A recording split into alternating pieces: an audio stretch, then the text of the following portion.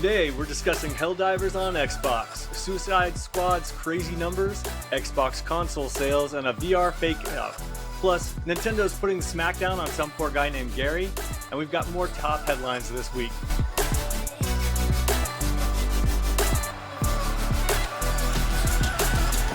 Welcome, friends, to this week's episode of Good Playing With You, the weekly gaming podcast. I'm Dan Whitehill, and as always, I'm joined by our Good Playing Good buddies, Matt Lord. Hey, how's it going? And Matt Molding. Hey now. We got a packed show, but before we dive in, let's check in with my platoon of Matts to find out what everyone's been playing this week. Lord? More Fallout 3 on the Steam Deck. Really I'm just enjoying that game. Now I'm past Megaton that I was talking about last week, cruising through the rundown subway system. Oh, loving it. Shooting some ghouls in the face, shooting some super mutants in the face, throwing some landmines down. Oh man, that game is well done. And on top of that, I swapped my joysticks out.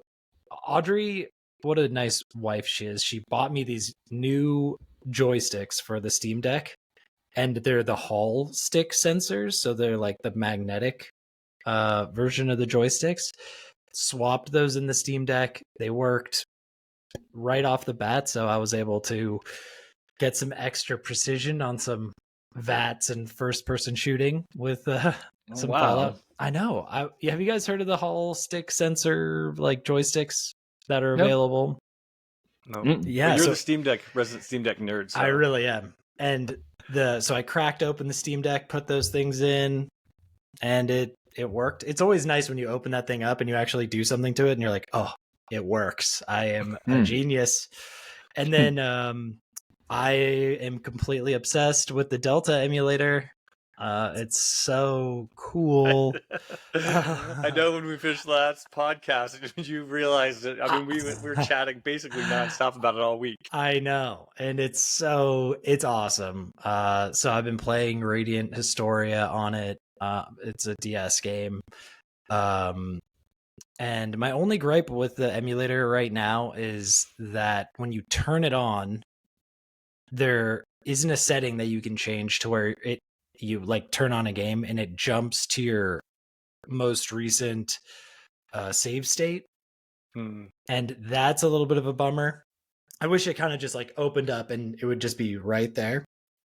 Otherwise, I feel like it's a perfect emulator. It's awesome. I mean, it is great, but I do, just to chime in on this, because I'm playing it too, of course, because we've been talking all week about it, and this is with almost any emulator, is the shoulder button. So I'm playing through Metroid Fusion right now, and man, I am struggling to do the BR for the missiles, and that's kind of an important weapon in Metroid Fusion, and so the struggle is real, but it's a good one to have. So yeah, you got what it would be the diagonal shot that you're doing when you hold R. Yes. Yeah, that's totally necessary. Oh, I haven't even thought about that. I mean, that's why the RPGs are so good, because it's just so simple. You just are tapping buttons. It's pretty. You can let it autoplay practically half the time. But awesome. Yeah, that's what I've been up to this week. Nice. Holding? That sounds miserable to me. It sounds so not fun to be doing all of that. Not enough unicorn overlords in there. Exactly. So this week I started playing All Orcs Must Die 3, which is super fun. It reminds me of the base game of Fortnite, what Fortnite was before it We were supposed to play Fortnite. That together, though. I told you to invite me, but yet again, no invites were incoming. But I actually wanted to play with you this time. You were lying this time. No, I haven't finished it yet. I've only done 8 stages or something like that. And they have a fun daily thing too. But I know you upgrade your weapons. Will you be too high? Am I too low for? You'd have to join my game, huh? I mean, you're always too low for me to play with you, but I always slum it down for you. No, I don't think I think I've done, like I said, only 6 or 7 stages. I have some upgrades. No, they even have like these weekly events that you have to That's complete, fun. which you'll get an achievement for it if you do, which I like that. It's a super fun game. It's really easy. It's not so much easy as just like simple to understand and simple to get a hang of. And doesn't require too much thought, and you just throw down some traps and shoot some orcs, and it's super fun. And then this morning I started playing Fallout 5 or Fallout 4 because the new update came in. I played it too. So what'd you think? Yep. We have to pause. This is a big subject, so let's dive in. I Yeah, want to know what you think. I really just love this game. I think this game, I've said it on the other podcasts, it gets crapped on all the time as being the worst of the series, and I guess I can see maybe how someone might think that, but it's not. But they're at all. wrong. I think, but Yeah. they are wrong. It's I agree. gorgeous. It was gorgeous before this update, and now That's this what I update thought, just too. makes it even prettier. I think the story's fun. I think the characters you run into are fun. I love the base building, even though there's a learning curve to it. Absolutely. Once you get a hold of that learning curve, and things stick together, and I think it's a blast to play. I'm super excited for this. What about you, Dan? What have you been thinking about it? I love it too, and it's been taking me a little bit to get in it because, like you said, there's a bit of a steep learning curve. But I got lucky. Last week, we knew that the update was coming out, and so I bought all of the DLC for $10, and then now it's back up to like $32 or something like that. So I feel like I really got lucky. Before, it annoyed the heck out of me because like the loading of the game seriously would take over a minute. I thought just waiting forever. This new update's so much snappier. Like you said, the graphics are great, and while they didn't update anything there, they did give us 60 frames per second in 4K, so it's so smooth and so snappy. You have to make sure you turn it on in performance mode if you have that available to you. And walking into buildings has never really been bad. It just looks great now, and it's faster and more fluid. And I have all of the DLC to dive into, so I'm super pumped to get back into it. Yep. What is it? Far Harbor, Nuka World, and then there's some of the base building DLCs they put in there too, which And then there's were some all robot great. building. Yeah, I got a robot quest that I'm on now. It's super fun. And then I quickly played this very, very simple-ish sort of indie game called DPS Idol, which if you are achievement hunting on the Xbox, I think I got like 800 achievement points in probably an hour playing it. So That's Dan's definitely speed right recommend there. that. Yeah, I am. Speaking Dan's but it's language. super simple, and I can see it how it could be addictive, but I'm probably not going to go back to it after I did what I did. But those are the games that I've been playing. What about you, Dan? What have you been playing? So, like you said, a lot of Fallout and loving it. I've also been playing Dead Island 2, which the second DLC just came out. It's so bad. It's not bad. Actually, the second DLC I'm enjoying more than the first DLC. It's more on the line of the first game, or the most recent game. So, Molding, if you didn't like it, you're not going to like it anymore. No. It's pretty much the same thing. And then I've also been spending a lot of time on Dave the Diver, which just dropped on PlayStation Plus. Their subscription service. And you know what? The hype is real. That is a really good game. I'm pleasantly surprised. The way it was described to me, it was kind of going to be like Moonlighter, where you're like doing a shop, but then you're also going and hunting animals and stuff like that. And it's very different. It's still the same concept, but it is different than Moonlighter because it's not dungeons. You're actually going into the ocean. And so I'm having a great time being Chubby Dave, swimming around in the ocean, stabbing sharks. Is Isn't Godzilla that one there? of the- Oh yeah, go ahead. Is Godzilla in the mix in this effort in this time around, or not? Not quite. I haven't gotten that far. I do know you're right. He was teased as some sort of story add-on, so fingers crossed I make it there. I'll keep you posted. That was my question. Wasn't that one of the games in one of the PlayStation Directs or something that they talked about? Yeah. Yep, it sure was. And that's I had heard about it before, but then I'm like, and Godzilla, could this get any better? So I was ready to hop in. Like, so are you? Is it like a I'm trying to envision what the gameplay looks like. Is it like a side scroller type of deal, pixely, and you're just kind of like Yeah, swimming around and collecting exactly. stuff?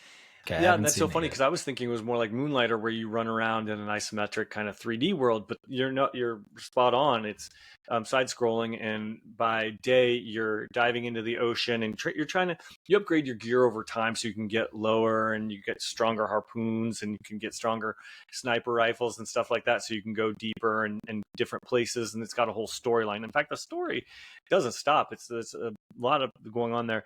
And then during the nighttime, you're a manager of a sushi restaurant and you're selling all the fish that you have caught. But you can upgrade your dishes and you do all these sorts of things. It's just really fun.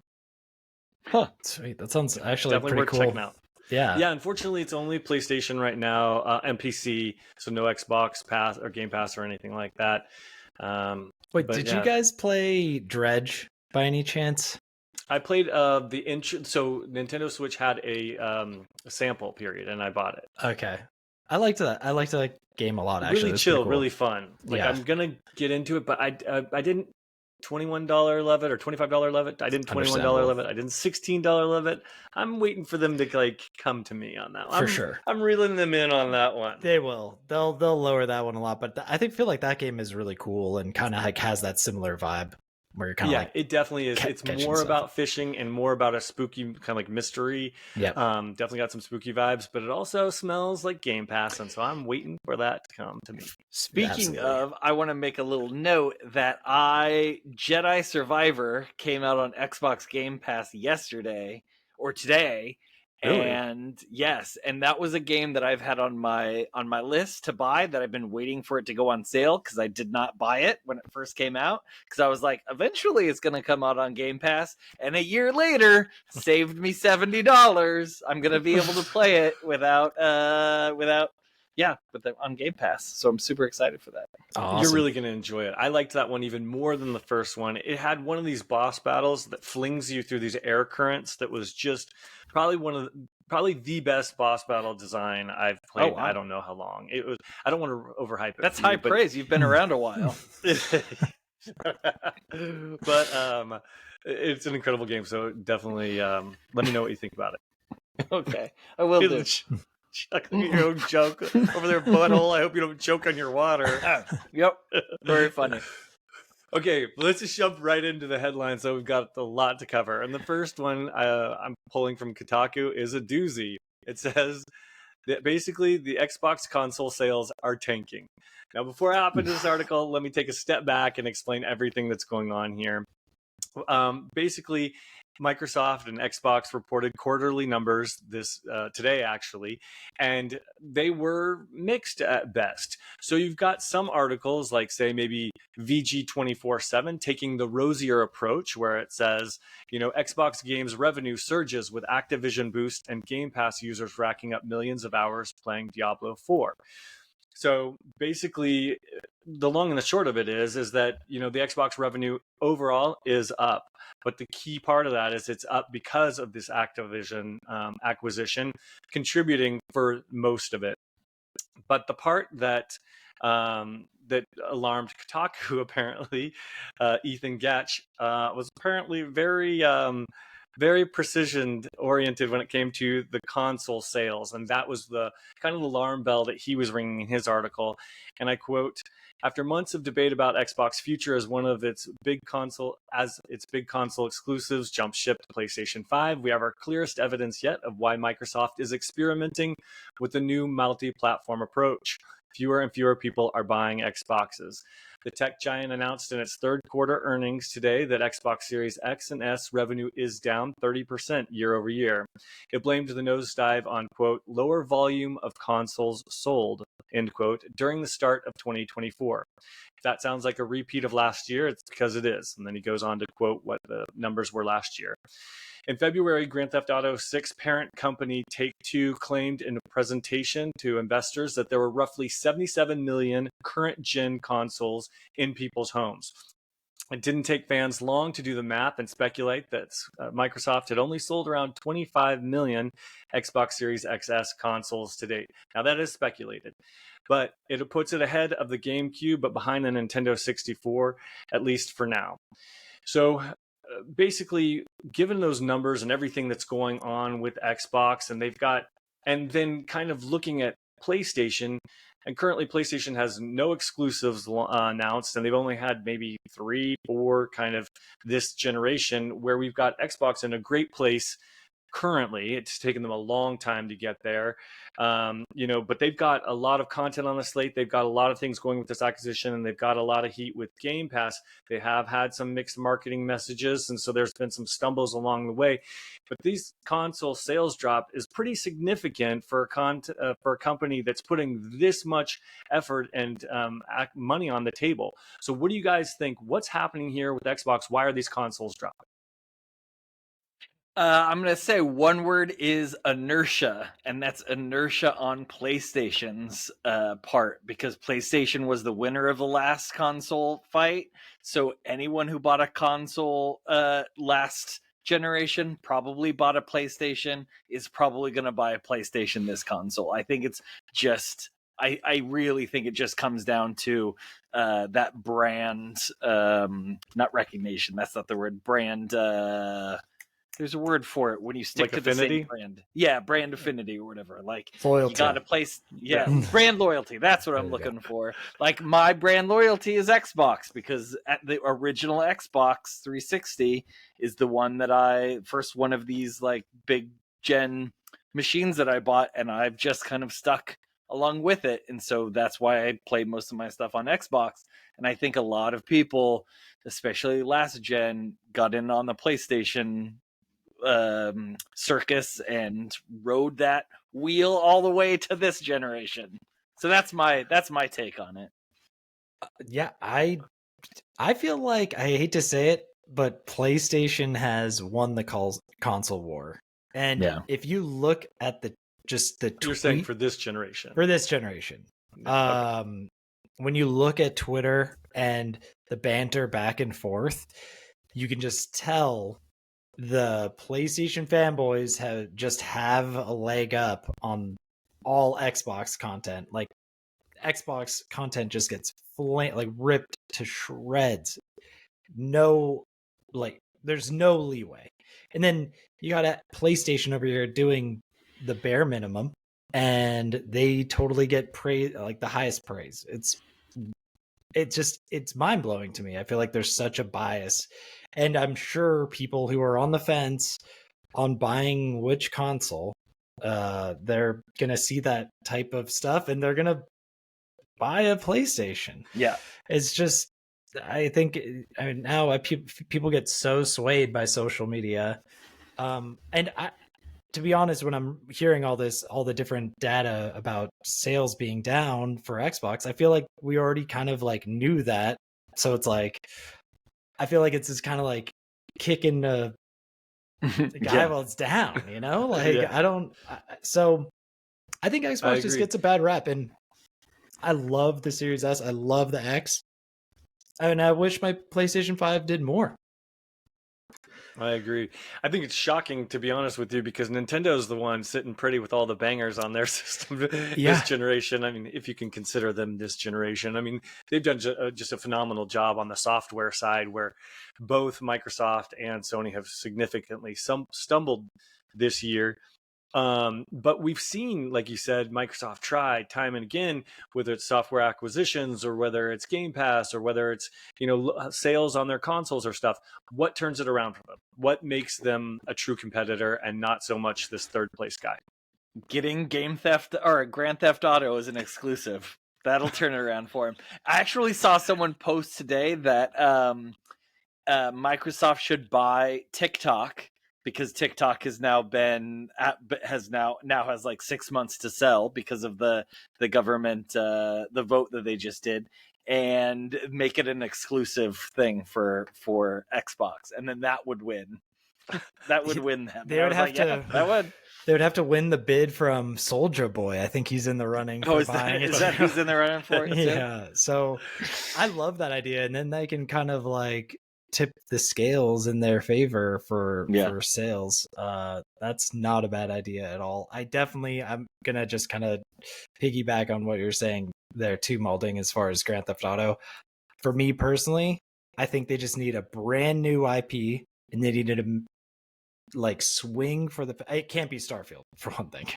Sorry, Starfield, but they needed like or that vampire game. Yeah. What was that vampire game? Redfall or whatever. Oh, yeah, oof. it can't be any of those. That's It has right. to be a brand new IP, and it needs to tick all the boxes, and it needs to be exclusive, and that's going to be the way to do it. I mean, are they going to have to wait to Skyrim?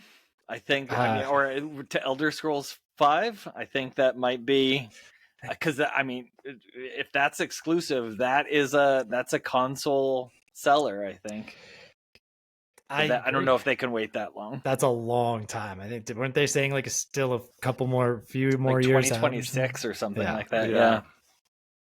And they've got to have to make significant changes to their system, because as much as we talk about how Fallout 4 is great, it's dated, and then Starfield created even more mistakes with loading screens and the talking heads. Like, they have to make fundamental changes that need to happen over at Bethesda for their next game to be good. Yeah. And Because we they can't need just to keep getting stop the same relying so much on Bethesda. Like, I Yeah. think it's maybe another fund another company. Another developer. Let them shoot their shot. I think we just need to like have a big refresh. I agree. I think they missed an opportunity. Maybe it was timing to. I mean, they should have made Diablo 4 exclusive. That would have been, a lot of people would have been on that. Well, I don't know. They're in trouble though. Yep. Well, I've got a couple more crazy rumors though I want to jump Yeah. on when it comes to Xbox. But sorry, Malden, you were going to say something? Oh no! I was just saying they also made a huge mistake splitting their line between Xbox Series X and Series S. I think that was a huge mistake on their part. They should have just put out one console. I agree with you there, but if they can take, because the technology in the S is lesser, if they can take that same technology in a better form factor and newer system and make it handheld, then it's a win. If they can bridge that gap, they'll win. But then no.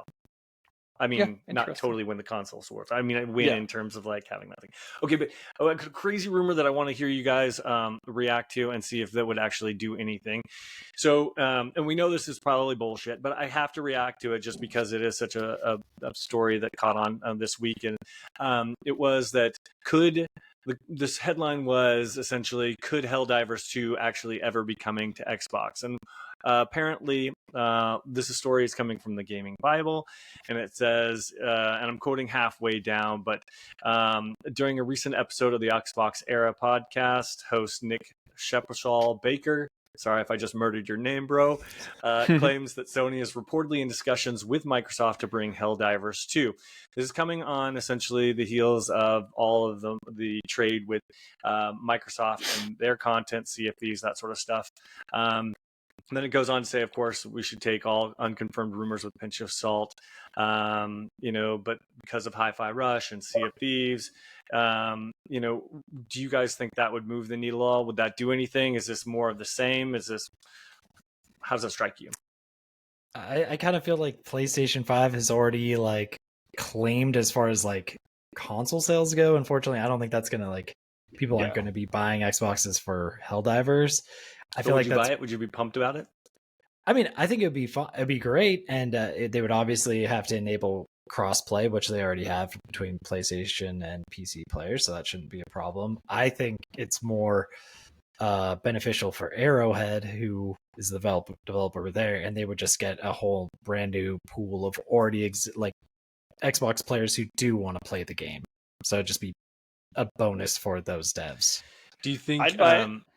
Yeah, do you think it would be a good move for Arrowhead or Sony to do it? Do you think they're seeing dollar signs, or do you think giving away the exclusivity would hurt them more than the money they would make? I think hurt them, in my opinion. I don't think it would be I think they would want to keep just how trendy Helldivers is right now. They would want it to stay on PlayStation, keep that buzz going for their console. Yeah, I mean, why give your exclusive to a lesser selling console? I mean, it depends on it depends on what the deal is. If they can make a good deal out of it. Yeah. Makes sense. Yeah, no, I just had to ask. I'm sure that rumors BS, but it was fun and wanted to just quickly debate it with you guys. Yeah, But I and love it. we'd love to hear what anybody else thinks of that. You can comment on our YouTube page, Good Playing With You, or email us at goodplayingwithyou@gmail.com, or hit us up on Twitter at Good Playing With You. yeah, good way to work in the socials there, Molding. Thank Yeah. you.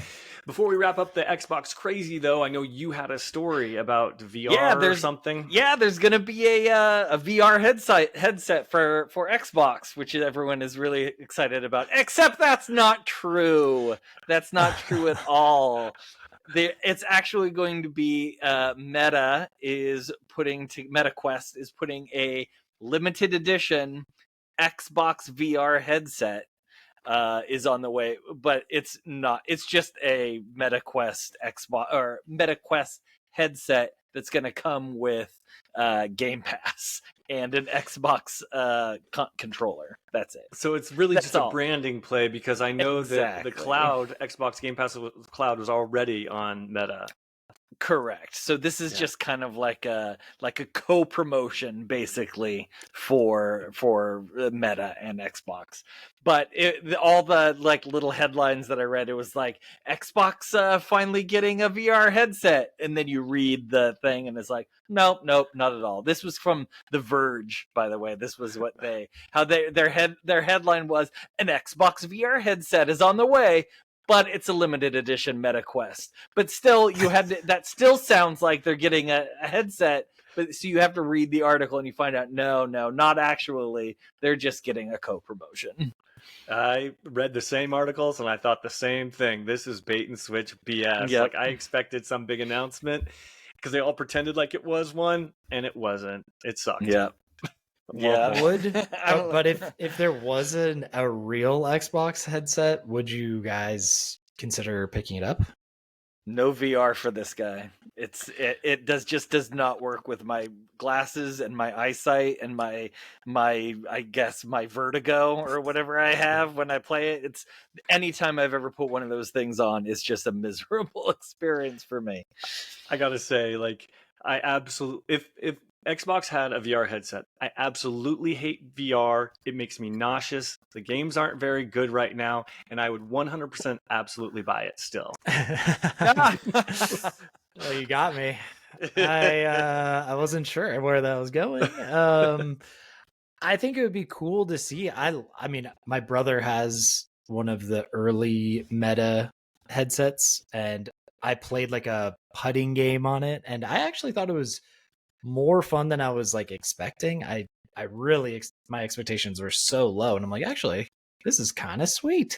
So it depends. I would like to also try at some point the PlayStation headset, but I don't know. I just don't think VR is. They're still trying to make VR happen, but it is so far from like being the norm. So just stop trying to make fetch happen. My base level VR experience is Ready Player One. If it's not Ready Player One, I'm not interested. All that other stuff is just fluff. I agree, and it's not ready for long sessions the way I typically play a lot of video games, like kicking back on the weekend or whatever. And no. Yeah, I'm ready for a VR headset that doesn't expect you to be standing up.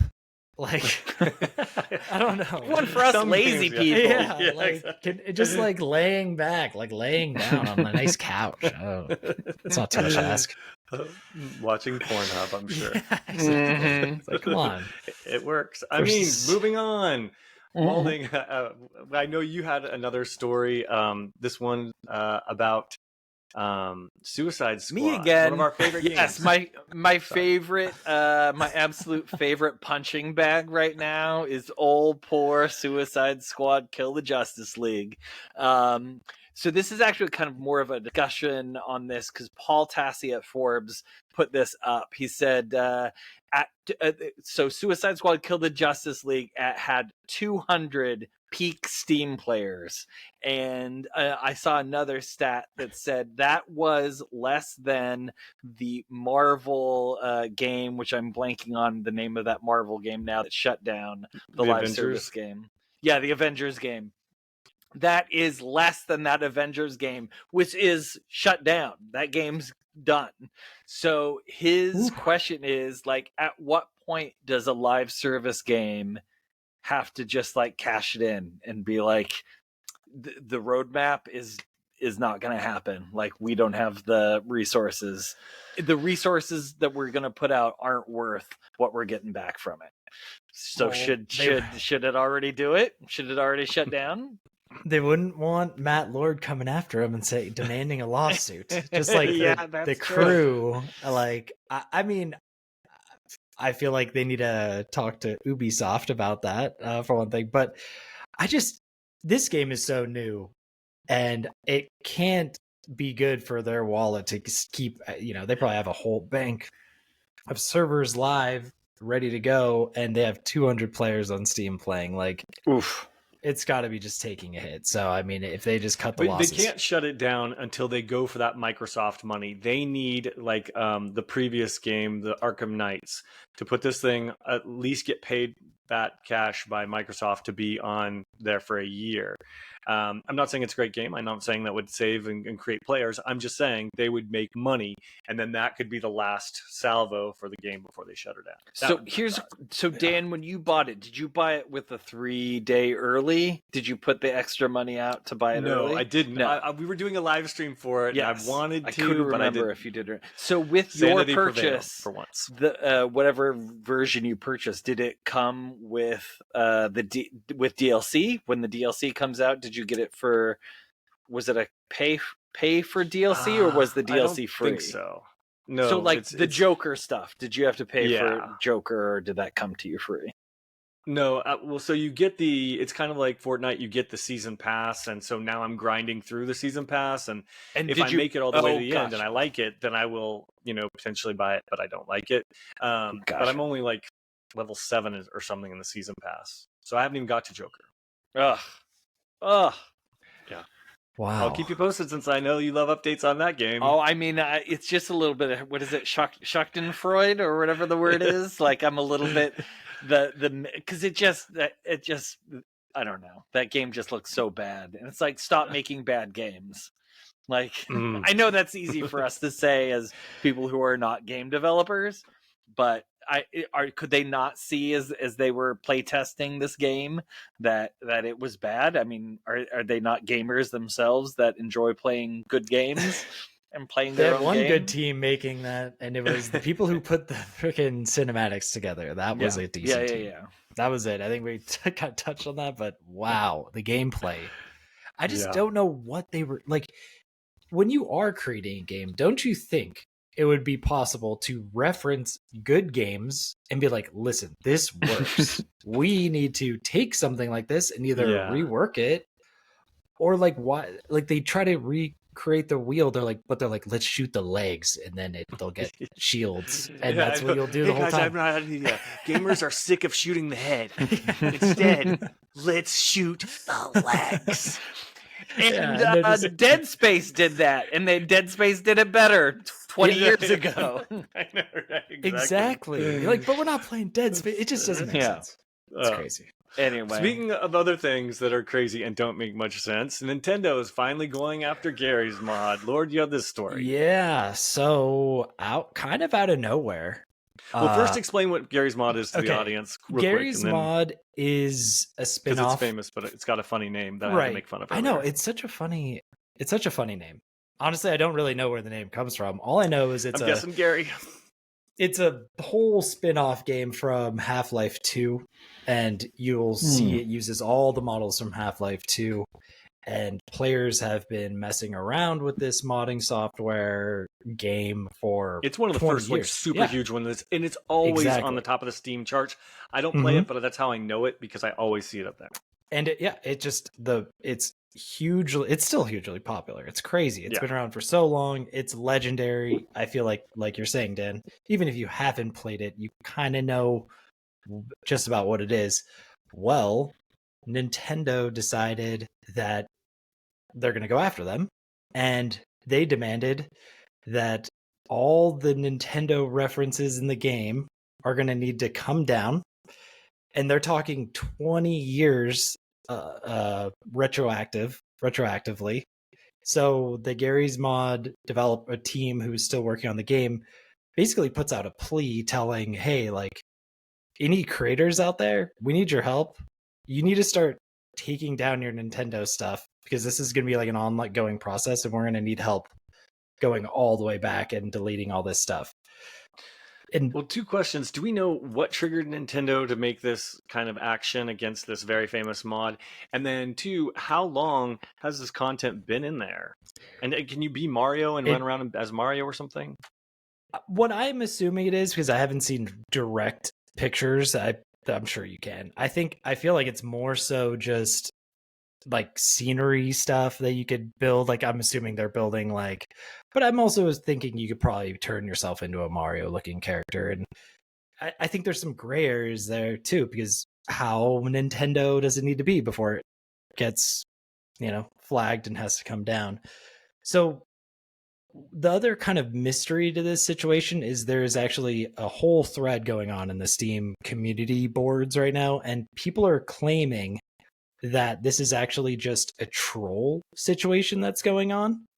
And there's like confusion going on around whether it's actually Nintendo saying, hey, all this content needs to come down. And believe me, the team is like, we're getting in there and getting it down no matter what. And people are in the boards are claiming, no, this is like this Peter guy who's kind of a notorious troll. Peter who hates Garry. Peter who hates Garry. And they're saying like, this is a troll. Like, don't delete it yet. And then, but like, it's like, who to believe? There's so many articles out there still claiming that Nintendo wants all this content down. So it's really like, it's almost more so like a developing story. It's like, what is it going to turn out to be? Literally Nintendo going after a legendary modding community? Or is it Peter who just is trolling and is bored on a Tuesday night and wants content to be coming down? So it's wild. Well, definitely, yeah, keep us posted on that one. I know. That's and crazy. I just think, to me, it's almost like, is it too easy to troll anymore? Like, how do you even get Steam? Like, how do you get enough Steam to go and like start having people pull down content from a game? It just seems crazy to me. I think a cease and desist letter usually helps break the ice. Yeah. And that's what I would think I guess maybe that's what he did. And works for me. Yeah. So how crazy. many cease and desist letters have you got? Yeah. Other than the one I'm sending you right now. Yeah. But yeah, so I'll come back and I can definitely report back on like what this is. But either way, I feel like it's insane. Like, if it is Nintendo, like 20 years worth of content is such a, like, that's a crazy ask. But if they're people. using their IP, they shouldn't. So for sure, and that's what a lot of people are saying. So it's like, yikes, crazy story. Well, speaking of stories, I know you also had one about Overwatch. Tell us about this new event. And is this finally the thing that is going to make us love Overwatch? Is this better? Yeah, or is it still the dumpster fire that we all know and love? Well, people are cheering it on as one of like the best events ever. So it's Mirror Watch. Yeah, and according to this Kotaku article that we got here, it's the best thing Overwatch has ever done. And people are like, I think basically it's basically what people are feeling is they're missing Overwatch 1 and they're missing the glory days, because this event, and Malding, maybe you could speak a little bit on this as well about how the event really works and break it down. Yeah, I don't know why it doesn't remind me of Overwatch 1 at all. But basically they adjusted some of the powers for, I think maybe I would say 8 or 10 of the characters. Like, it's, I think 4 tanks have it, 5 DPS, and 2 or 3 heals. And they just adjusted their powers so that in the game lore, the good characters are now bad and the bad characters are now good. So that just adjusted their powers in some way. To give an example, who was it? Mercy, who is usually all heals, can res a character once they get killed. Her powers are now when she uses her ult, she shoots these huge missiles from her staff, and then she can also make when someone dies, they leave a little like a soul behind, and she can make those blow up and cause damage rather than rezzing you. So she was one of the good characters that switched, and then Sombra, who's one of the bad characters, has been switched to good. So instead of hacking her opponents, she can hack her teammates and give them bonus shields and allow them to attack a little bit faster for a short period of time. So it was fun. I really enjoyed the time I spent playing with it. I don't see it as being any sort of game changer. What is nice is that Overwatch 2 is trying these things. It's really nice to have this extra thing to play. It's probably just going to be around for like a week or maybe even 2 weeks, maybe even longer. But it is nice. These little things they do are fun to play. See, my biggest concern is that right there. This is only going to be a week, Yeah. 2 weeks long, and it's not going to do anything to correct the main ranked system, the quick play, all that. Well, I mean, I guess they do a little bit. They do like the hacked quick play sometimes. So they'll do like a little weekend event or something. Yeah. So quick play does get a little bit of a change every so often. I'll say that, but like the ranked gameplay, which is what I'm gonna play 99% of the time anyway. Like, there's nothing has changed there. So I mean, 2 or 3 seasons ago, they did add a ranked mystery heroes, which I love because I love mystery heroes. And then they added a ranked version of that, and I was super pumped for that. But they haven't brought it back since then. That is cool. And then back in Overwatch 1 days, they did a competitive version of Capture the Flag, which again they did it once and they haven't brought it back since. So it would be nice if they did see these things get popular to bring a full season of them, to make them available for a full season rather than just a limited period of time. Well, I'm still waiting for the single player before I jump in. Yeah, well, then how are we looking on? Yep. How are we looking on that that for a while? Yeah, good luck, buddy. I'll see you never. No, right. I mean, Overwatch.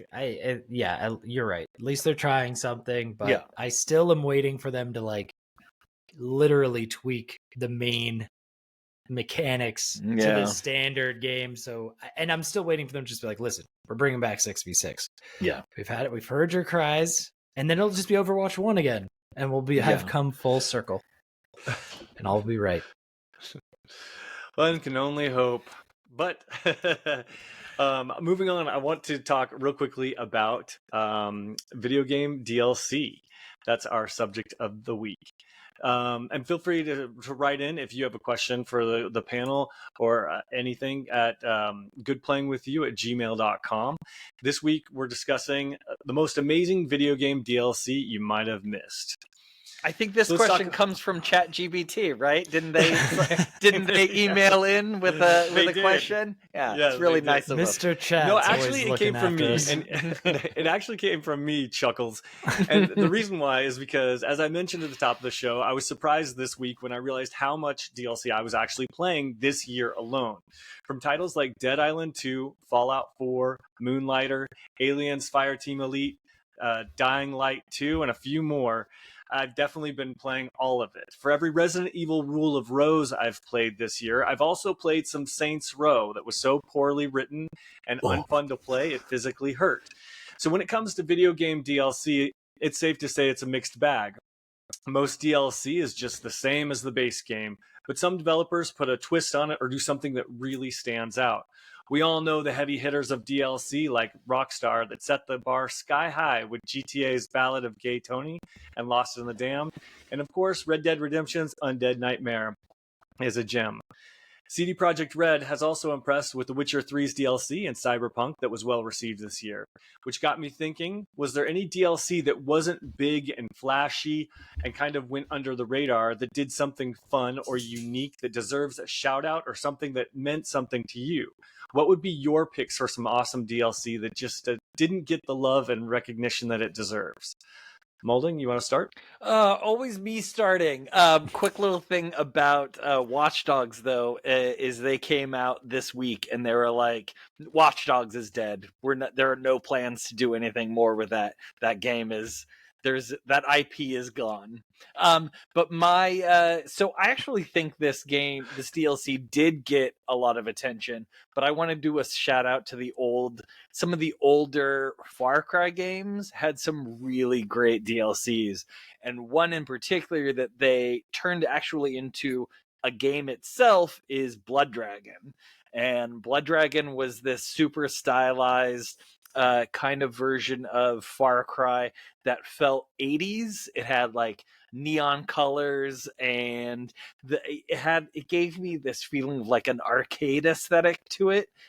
If I remember correctly, when you killed someone, they blew up into pixels, or maybe I'm making that up. I feel like that happened. It's been a really long time since I played it. But when you mentioned DLCs, Dan asking us what we were thinking of, that was the very first game that came to my mind, was Blood Dragon. So if you haven't checked it out, you might even be able to play it for free on Game Pass. I think it was there at one point. It might not be there anymore. But yeah, that was a good one. That was a fun one because they actually announced it on April Fool's Day, and then we all thought it was a joke, and it turned out to be a real game, and then it was part of the DLC for, was it Far Cry 3? And then it was so good they spun it off into its own standalone game. I mean, yeah, I'm a huge fan. Agree. Yeah, good call. Agreed. Thanks. Yeah. Lord, well, what's your first pick?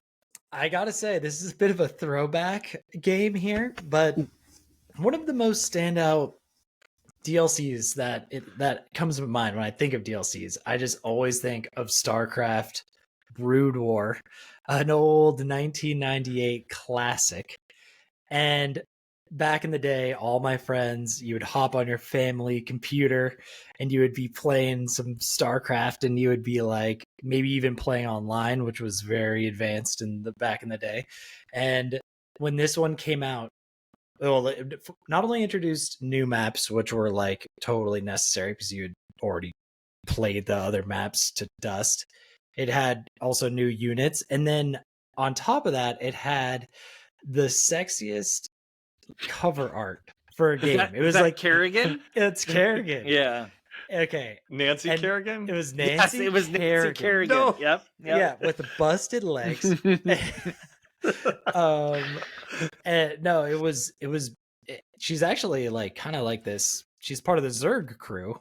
She's kind of like this infested. Well, she had been a good guy that had been yes. switched, right? Exactly, and she Dang, is Malding's basically down with this. He knows. Yeah, Malding. Did Spoiler you play? alert for a 30-year-old game. Did you? I did. I wasn't very good at it, so I never got involved in the online stuff. I just can't move I can't process things as fast that you need to do to be a real competitive StarCraft player. But yes, I definitely played. We had like the hotkeys down and everything. It was crazy. It would be some quick stuff going down, but awesome game. Seriously, like some people do claim it's like, it's one of those things where it's so good it's like a brand new game, and that's all you could really ask for in a DLC. So do you have the Widow Kerrigan skin in Xbox or in Overwatch? I don't. No, I just can't do it. You're not a true fan then. I know. I should. I really should.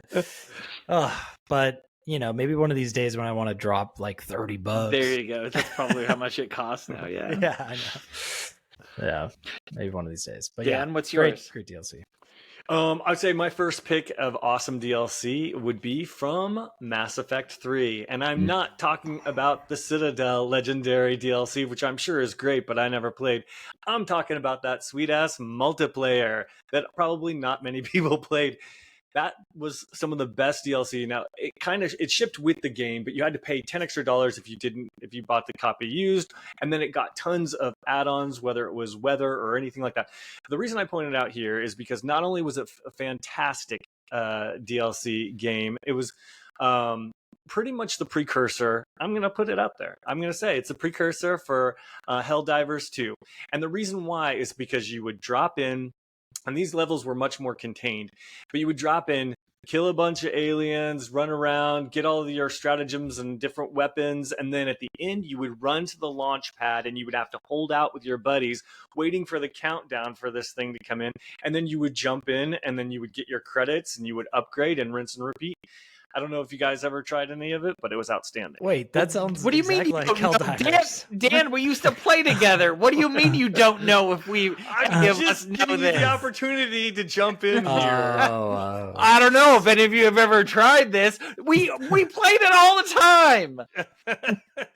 Okay, did you like it or did you not, Butthole? I loved it. It was so much fun. And a special shout out to the sound design on some of those levels, and some of those powers were, they were just delicious. Oh, yeah. Wait. Yeah. Let me just get this right. This is Mass Effect? Yeah. Yeah. I know. Huh. It's not, and then they did the Legendary Edition, and my ass is like, yeah, they're going to bring back the multiplayer that was the best. And they were like, but we're not bringing back multiplayer. And I'm like, Huh. you lazy buttholes. Then they tried to put the same concept of multiplayer in Mass Effect 4. So don't get confused with that one. It wasn't as good, and they No, it missed wasn't as exactly good. the sweet spot that made Mass Effect 3 really, really good. But But the yeah. servers are, as of a year and a half ago, the servers are still live. We're Yep, still I've jumped live in. for it. Yeah, we jumped in and played. It didn't feel as good because it's aged, but when you were in it and when it was current and when it was Oof, that gen, agreed. it felt so good. Yeah, that was back in the 360 days. Yeah. All right, Molding, what's your next one? Mine was Dawn. So I mean, again, these aren't I don't think these choices were looked over, but I loved the Dawn Guard DLC, both of the DLCs for Skyrim, but especially Dawn Guard, because it allowed you to become a vampire, and it gave you vampire powers, a whole vampire quest line, a vampire achievement that you got for maxing out your vampire powers. Throughout the whole game you could play as a werewolf, but this was the first time that you got to do vampire stuff, and I loved it. I love Skyrim. I bought it 3 times probably for 3 different systems. I would still boot it up now and play it if I didn't have all these other games to try out. So that was a really great DLC that I really remember. Did you chomp a bunch of necks or what? Yeah. One of the things that really sucked is you get to a certain level in your vampire powers and you can't travel around in the daylight anymore, and it makes it really hard to do stuff. But the balance is your powers are so much better. So yeah, Wait, So at you least get it felt authentic. you get just as powerful enough that you can still go out to the daylight, and then you try. It's like vampire edging. Did you do that? Oh, I edged those vampires hard. Yes. Good. Good. Lord, what's your next pick? My next pick is just an absolute classic, Mario Kart 8 Deluxe, and those DLC packs.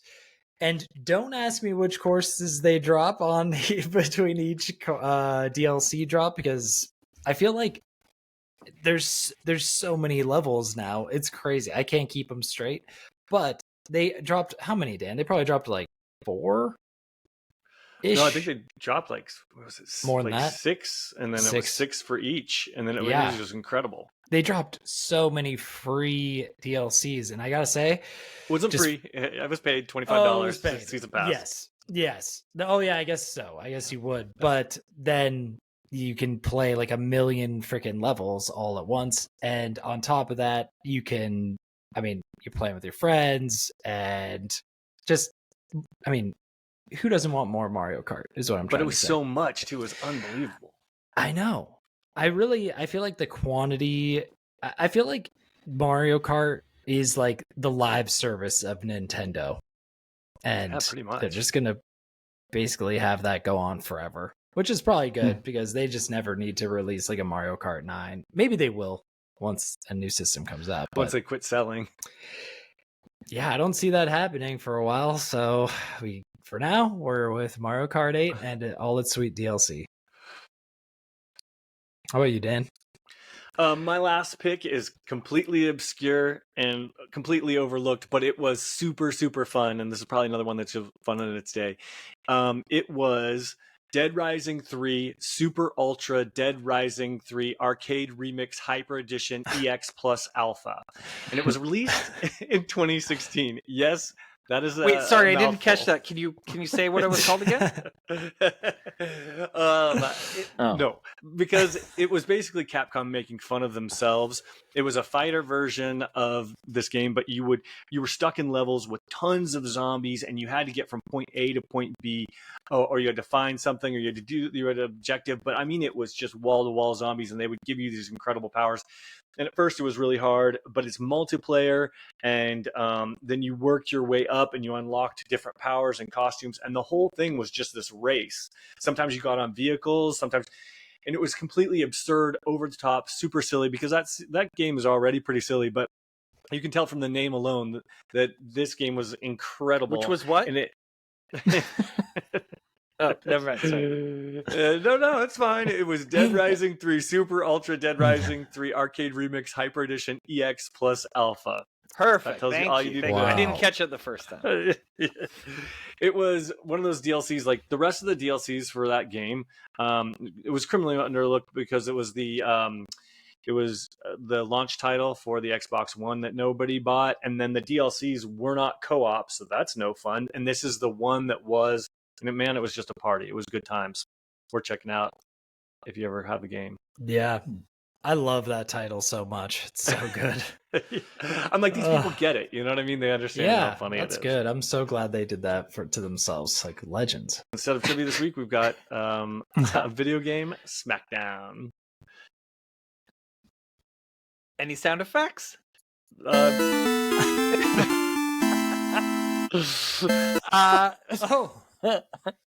Yeah, so this week I want to determine what the best stealth game is. So I heard a little bit of grousing about this topic before the podcast started. So we'll see Lord, how I this can't one believe you. So we'll see how this one turns out. So for our bracket for best stealth game, the first competition is Dishonored 2 versus Alien Isolation. Lord, what's your take? Alien Isolation. Good one. Good one. Why? Well, it's just one of those. Do you not agree? So I take it. Yeah. No, I think they're both great games. That's why I put them in the same bracket. I mean, I loved Dishonored, and I played a lot of that one. I didn't play 2 quite as much, but I thought the stealth in Aliens had way more weight to it in a sense, because it was so high stakes. You had to be stealthy in that game, otherwise aliens gonna tear you apart. Yeah. Dan, what about you? I know you're gonna hate to hear this molding, but I gotta agree. I know Dishonored 2 is the one that everyone loves, but I'm a survival horror guy. Aliens for me. I mean, it's because you're both wrong. That's okay. I still like you. It is. I mean, set yourself up to fail on this one. The correct answer is Dishonored 2, but Alien Isolation is also a fantastic game. Yeah. I completely agree. Malding, we blame you for putting 2 really good games up against each other. That's the point. You're supposed to have good competition. So the next one is Hitman 3 versus Sekiro: Shadows Die Twice. Dan, what about you? Have you played those?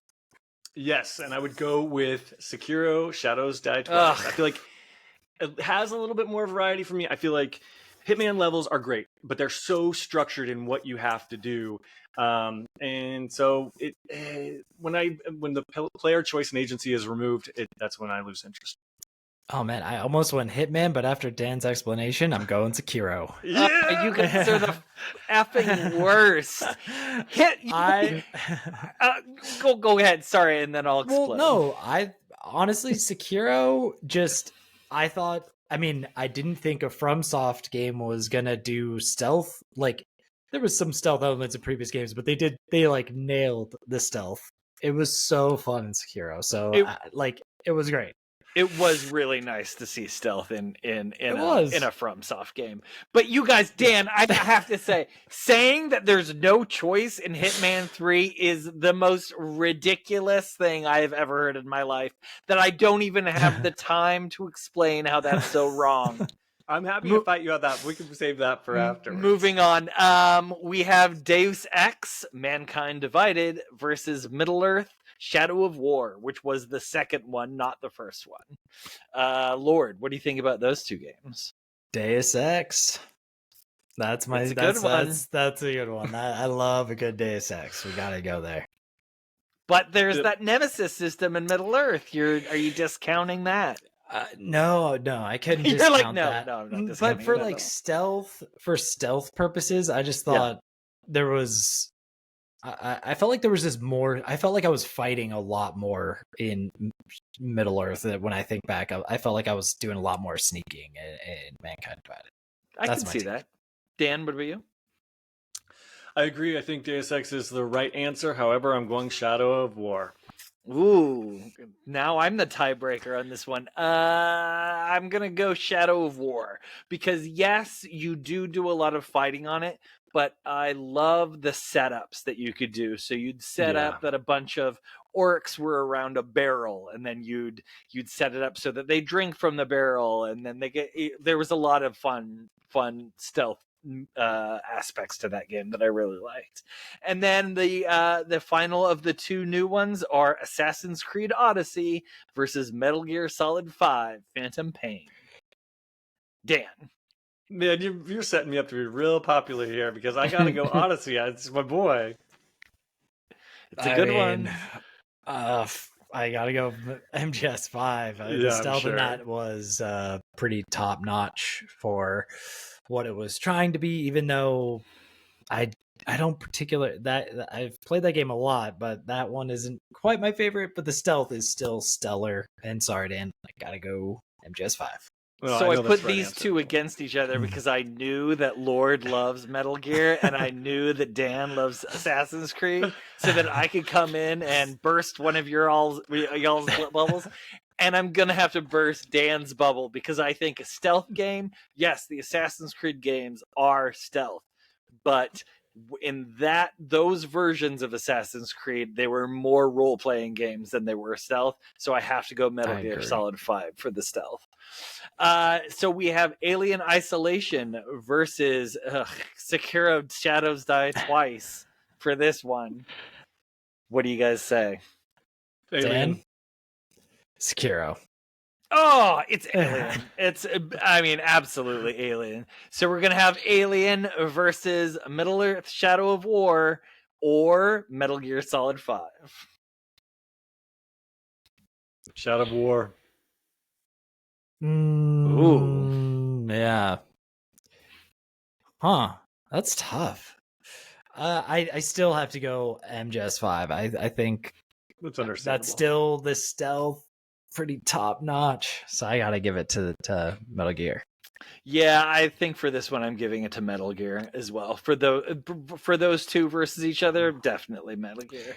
So our winners, our final list is Alien Isolation versus Metal Gear Solid. Those are two solid stealth games going up against each other.